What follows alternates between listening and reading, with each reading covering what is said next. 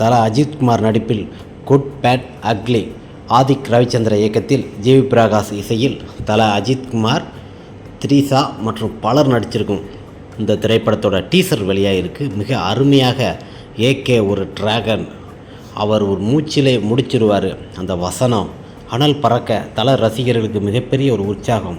மங்காத்தா திரைப்படத்தில் எப்படி ஒரு வசனங்கள் இருக்கும், அதுபோல் என்ன தான் நம்ம குட்டாக இருந்தாலும் நம்மளை அந்த வாழ்க்கை பேடாக ஆக்கிறதுங்கிறத ஒவ்வொரு வசனமும் அது என்கிற ஒவ்வொரு சீனும் பார்த்திங்கன்னா மிக அருமையாக டீசர் வெளிவந்திருக்கு.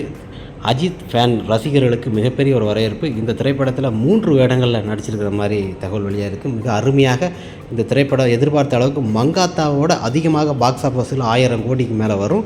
டீசரை பார்த்த உடனே ரசிகர்கள் உற்சாகம், திரையரங்கில் வரவேற்பு, பட்டாசை கொளுத்தி சும்மா செம்ம மாசாக இருக்குது. தல அஜித்தை பார்க்கும்போது அந்த தீனா படத்தில் ஒவ்வொரு ஸ்டில்லும் அந்த பில்லால் வர்ற மாதிரி இருக்க பழைய மாதிரியே இருக்கிறாரு.